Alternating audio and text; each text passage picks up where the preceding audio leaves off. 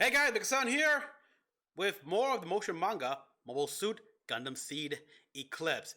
Episode 25 here, in which I guess we're gonna see what the terrorist group, what their decision is, because, geez. Alright, so that episode gave us a pretty deep world building here as we learn a bit more about the Atlantic Federation, specifically what they did to some of their coordinated population.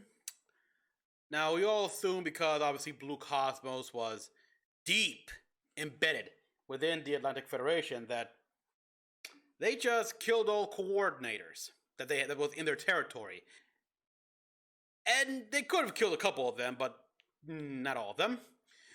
And we saw that there was plenty of human coordinator offsprings, hybrid, for lack of a better word, that they essentially remove their citizenship and put in concentration camps. But ironic, really, because, fun fact, the Atlantic Federation, it's in America, like the the American continent. I think North America, not really on South America, but it could be. The odds are I'm misremembering things. It's been a while. So, yeah. And so they had all that, which this is all a stunt, a show to sort of get these guys, the terrorists, the plants to welcome them. The plants, they don't really want any of that here. They don't want a war, and so they made a deal. They know what's happening, because they have eyes in the sky. They've been watching this, and they're all like, "Yeah, take care of this silently, and we'll forget all about it." Politics in a nutshell. But yeah, it's a good thing as well. We saw what I always wondered. They must have had several other mobile suit teams made of captured Jins and such. We know there was a Gene Carey. He was the doctor from that eventually became part of the Junk Guild, who helped upgrade Lois Redframe to be able to use the giant 150-meter long Gerbera straight katana.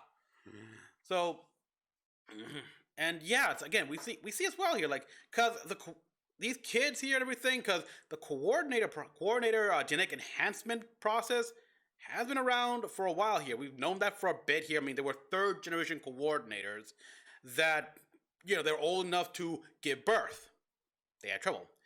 Yeah, even though when George Glenn revealed that, hey, the circumstances behind his birth here and how to do the gene enhancements, it was actually made illegal by a lot of the countries, a lot of the nations. Of course, that didn't stop anyone with the money and resources and stuff like that to have their child be born a coordinator, and the other countries that were okay with it.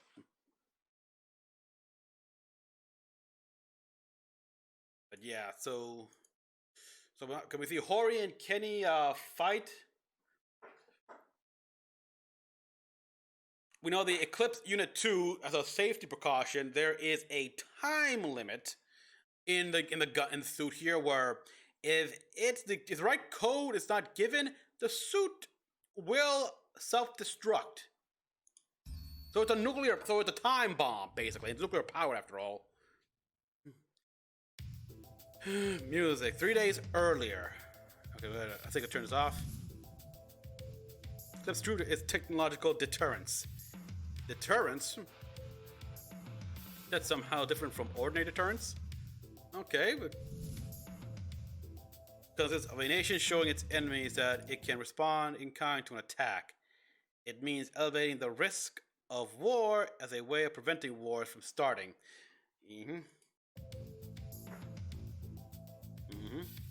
Yep, deterrence. Basically making it so, simply put, if an enemy thinks that a war between the other nation would be an easy peasy, just make the other nation makes it so, yeah, not gonna be as easy as you think. We will not launch attacks on other countries. However, that also means that we will often find at a disadvantage. Still, if we arm ourselves to the teeth with retaliatory weapons, that itself will cause other nations to see us as a threat. Okay, yeah, the Genesis, here, and the replacement mirror blocks here. How many did they make of those, by the way? The replacement mirror blocks. And we see right next to it, that's a Cyclops system. If you guys don't remember the Cyclops system, the Joshua where Kira first appeared to rescue the Archangel from the Zap attack. Yeah, like the Western release here was removed from the scenes, but that's basically a microwave weapon here. If you guys remember that scene in Kick-Ass where they put some poor guy on, or like one of their henchmen inside this, I guess, wood cleaner, stuff like that, he blew up. That's what that thing does. It's basically you put yourself in a microwave, you blow up, you boil up, and boom. Ooh, terrifying.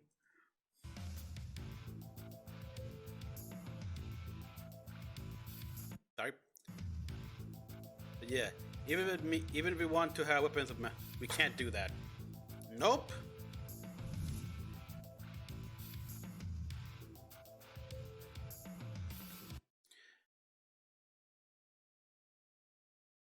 Okay.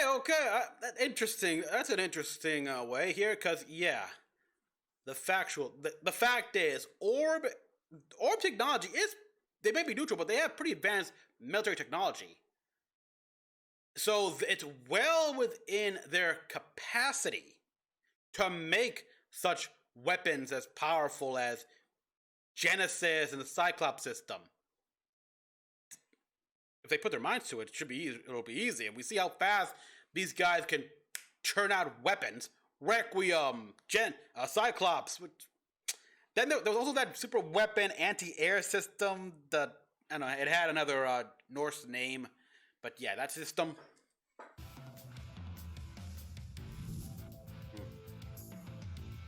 We can't get, but if we want, we could make them at any time. Is that it? Pretty much.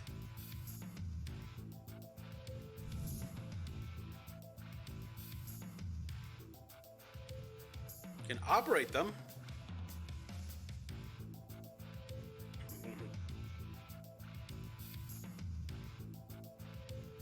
We already have them, so yeah.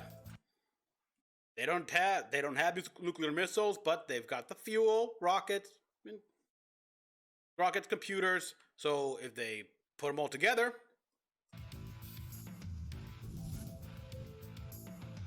makes sense.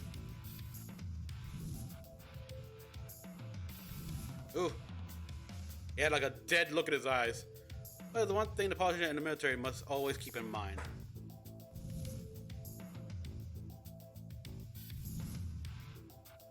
The idea that nothing is impossible.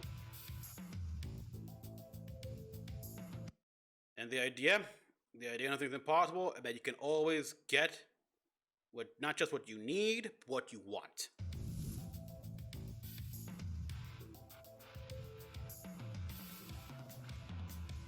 Could that country be aiming to take over our country? Could they cooperate with our enemy behind our back? And lastly, could they be planning to use a powerful weapon on our people?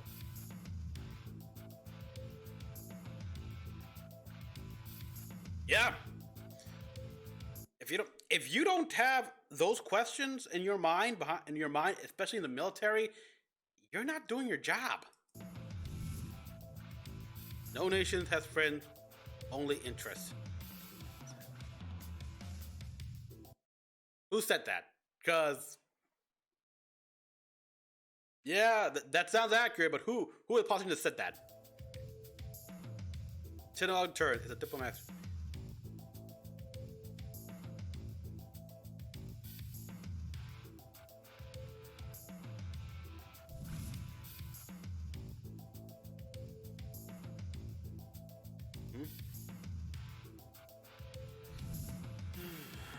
Does that have to do with Eclipse?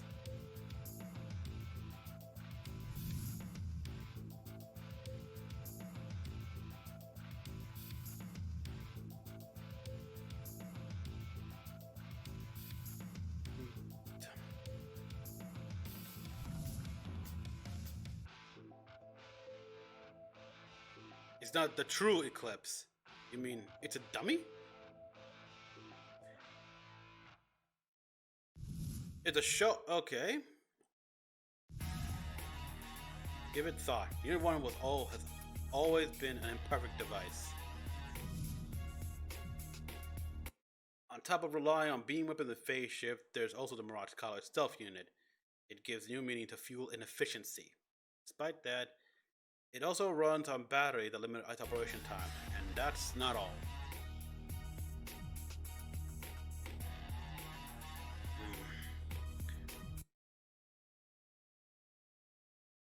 Okay, I'm probably said that in a previous reaction. I looked it up, but if I remember, the Treaty of Junius 7 does forbid the use of Mirage Colloid, but that was only for the Alliance and the plants. Was Orb mentioned in that one? Oh well. I'll refresh myself later. The thrust required for its mobility on the unit to travel at the speed of sound places an inevitable burden on the pilot.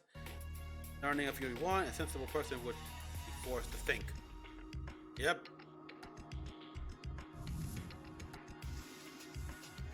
Doing it in such a ridiculous way, and yeah. And so, they have doubts.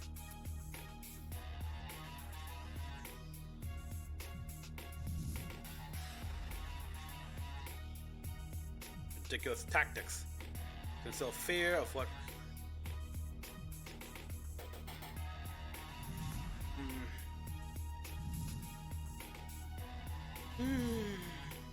Instead, we could ask for. He was neither a trained soldier nor coordinated with optimized skills. Yeah, he has a natural talent. Although he could engage in near total use of the recoil takes a toll on his body. His piloting is total, but not perfect. That's why he performed the role of piloting Unit 1. To keep up with the whole ridiculous notion thing.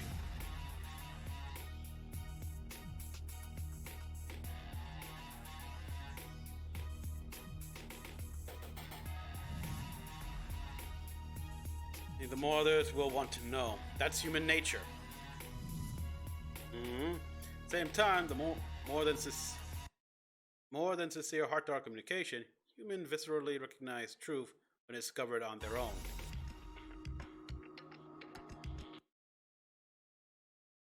Yeah, that is true. There's indeed quite hardcore facts in that one here. It's like we don't always believe what other tells us here, so we try to find a truth for ourselves and see if it matches up. But we act like an organization specializing in covert activities, while counting on being noticed by certain parties. Those parties would still recognize truth for Unit 1 and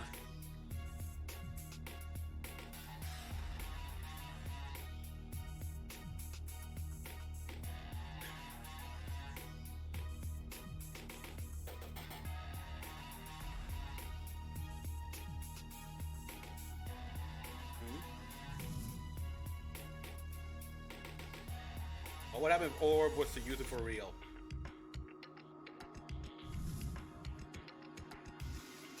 But on the other hand, to a preemptive strike like the one that happened during the Battle of Orb, those guys are gonna strike either way. Yeah! One indefensible strike. It is Tires City on its own. Yep.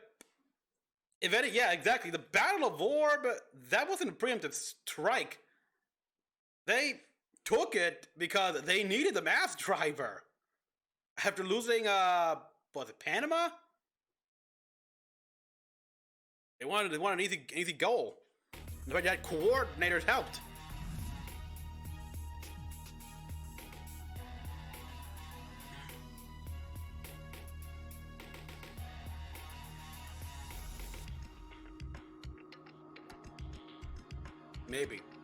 Maybe.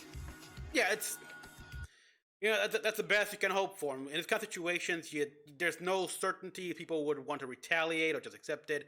So you can only leave enough to ensure that the maybe is pretty high. Maybe they will. No. Nope. That fear, be it held by the Union, the plant, or any other of the most powerful countries.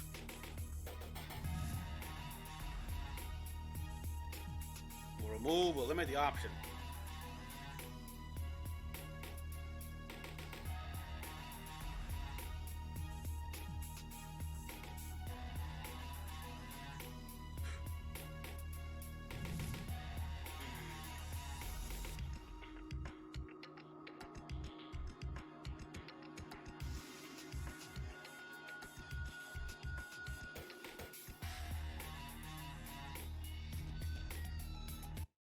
It's a lot of bit of gymnastics here and there, but that's kind of politics in a nutshell. There's a lot. You got to do a lot of you got a lot of mental gymnastics here, but maneuvers and stuff like that. Not just underhanded, but over, side, diagonal, stuff like that. Here, every avenue to be explored, and you have to have multiple. So this plan, it sounds stupid. Maybe we'll say, "Oh, this is so stupid." That's politics. Is gonna be pretty stupid itself. It doesn't always make sense. I mean, look at the politics now.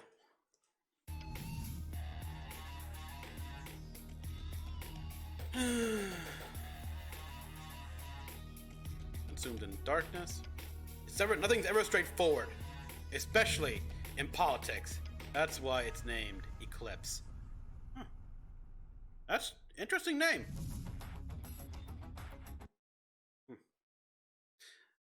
I named my machine, my Gundam, the Eclipse, for another reason. Because after an eclipse, well, it comes after that.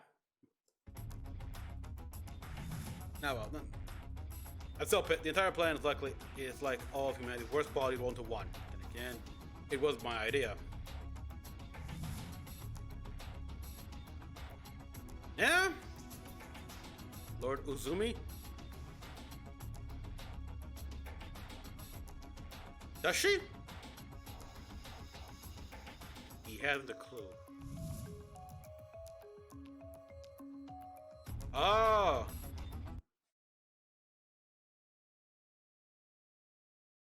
You know what? Yeah. Lord Uzumi, which is... He's talking about Kagali's uncle. That, I guess, yeah, he is, still ahead? Or, she's Kagali's chief representative, and obviously Lord, her uncle's always giving him advice. Giving her advice. But, yeah, Kagali would shoot his strategy down in a heartbeat. So yeah, she does not know about this.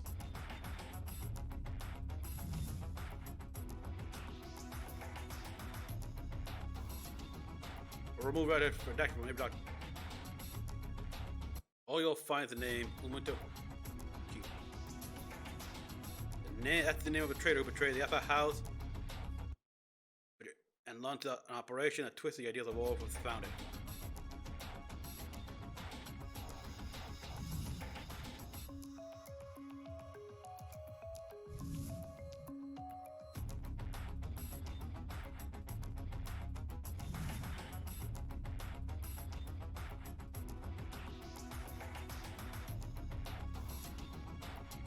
Orman's state is in far deep trouble than anyone thinks.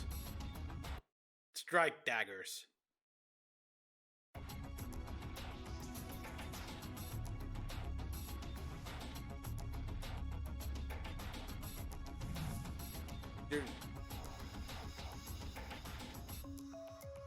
And their own power struggles. Yeah, rumor has it that the Seiren family have been approached by officials from the Atlantic Commonwealth.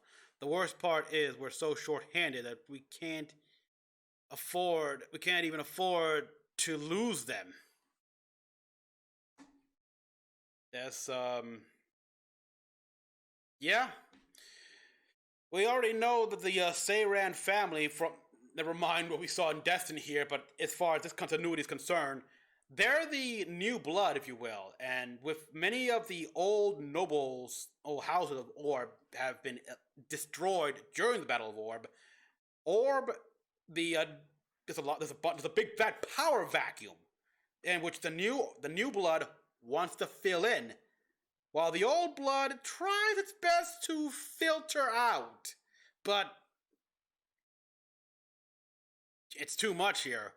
It's too much here. They can't afford to lose any of them, and so yeah, the fact that this happened here. But I like it sets the little seeds in place here for what will eventually happen in Destiny with the Seiran family and how.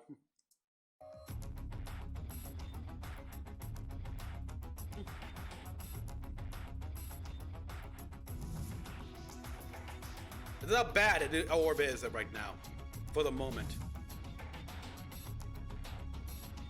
Everything's always a matter of time.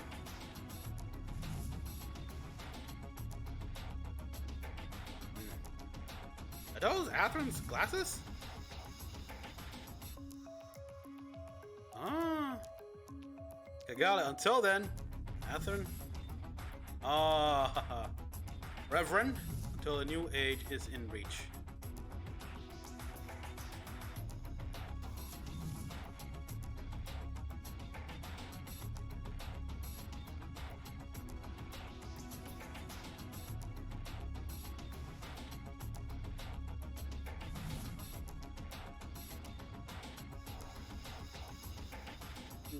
The greatest national.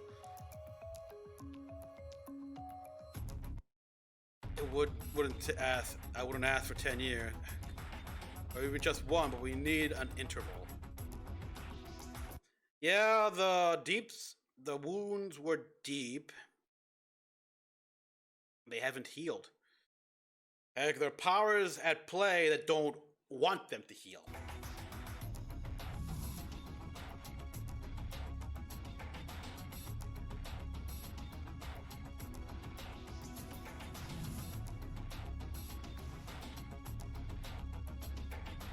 I respect this man.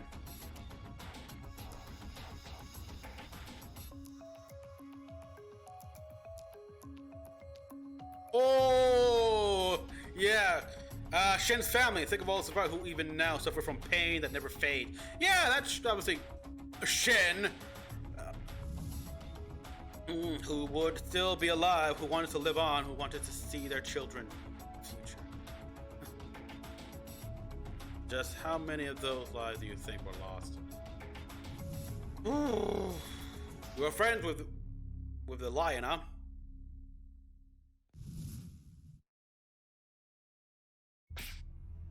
Oh! What the? Holy shit!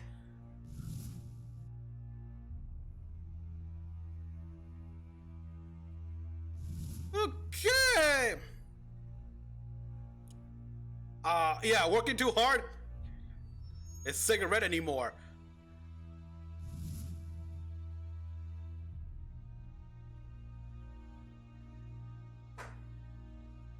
Okay, even more respect now. This guy is willing to, if it means his nation can not just survive, but thrive and be better and try to be in the good pages panels of history, he will accept being called a traitor. He's even allowing his body to essentially like break down on him. Next to nothing.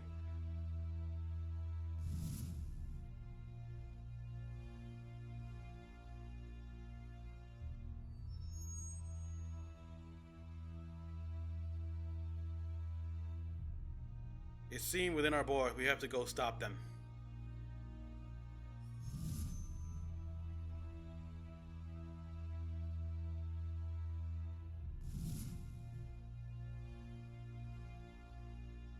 Which means be in your hands. Ooh.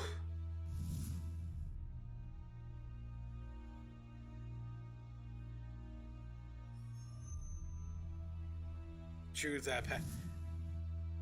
After all, our family presides over diplomacy. Sometimes of defending the nation, you may be called a traitor by those. Yeah.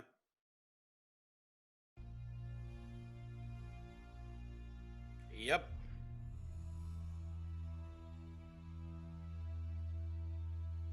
I.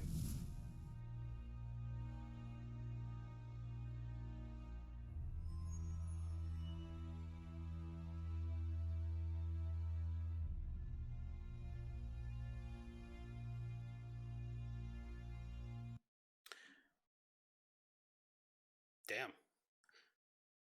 Something diplomats today sure don't learn. In fact, they think the opposite. So here we go.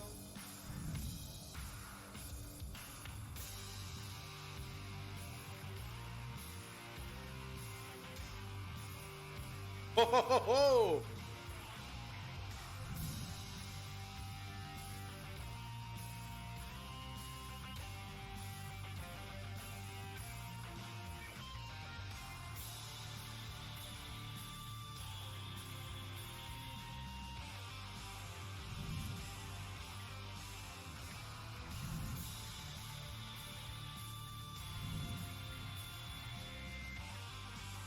Put it down, Vale. Do what he says.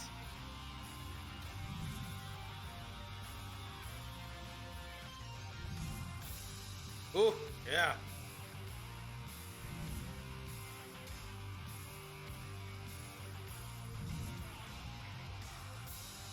I don't believe it.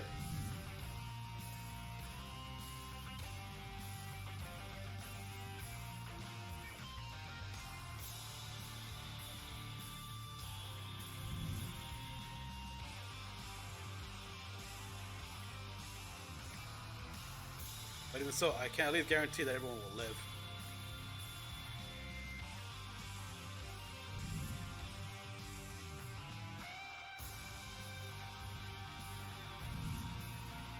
Event already in motion. We are in a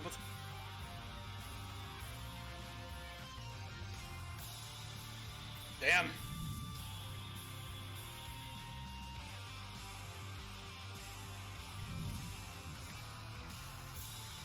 And so, why don't we let Eclipse decide?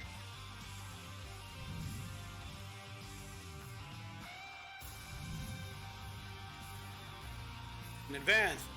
That's real time. Okay, cool.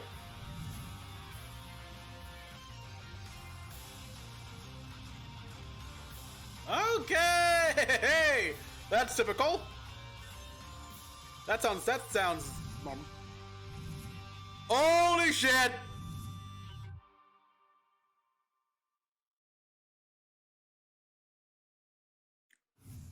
Okay, did not expect that.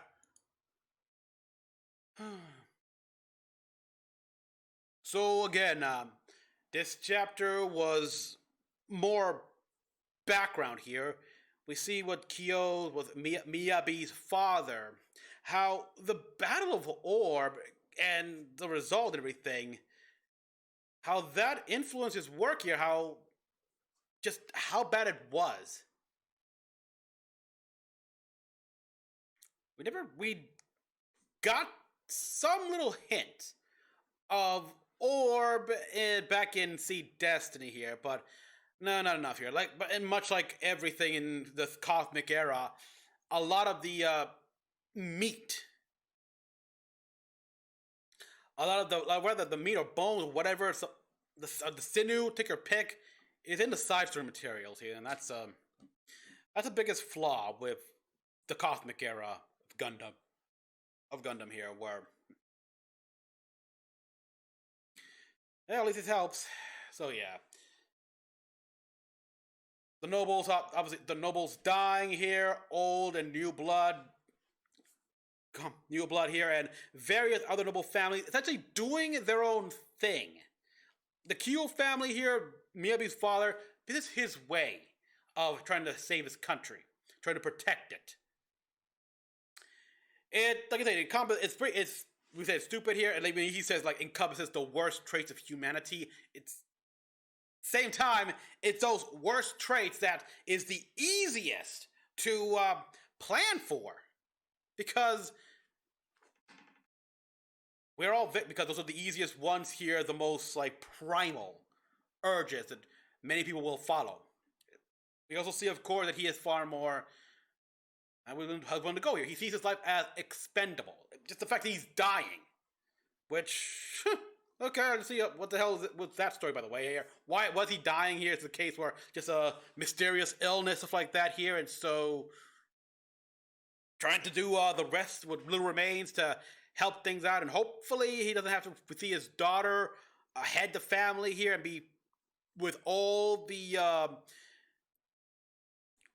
bonuses and all the cons that has.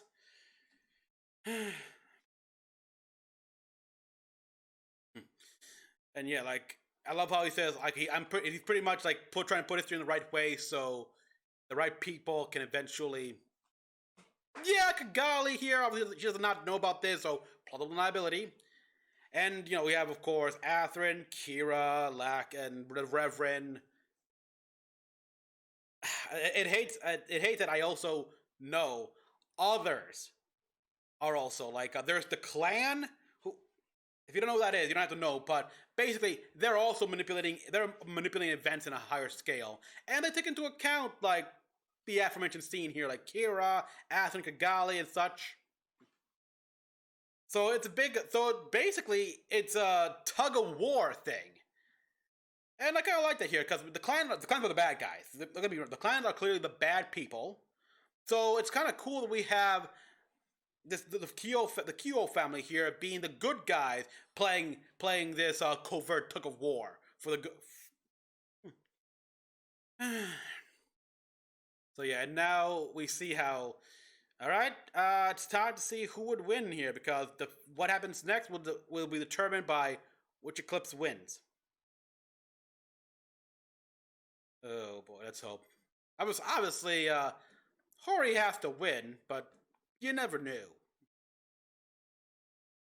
All right, everyone, thank you for watching. This was very interesting here. I love.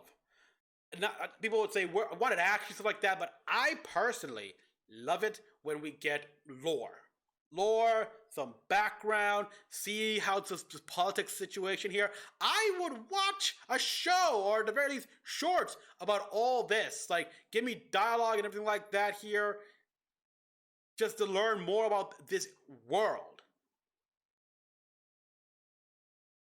So yeah, comment what you all thought. Like, subscribe for more videos. Till next one, this is Mecha-san, logging out.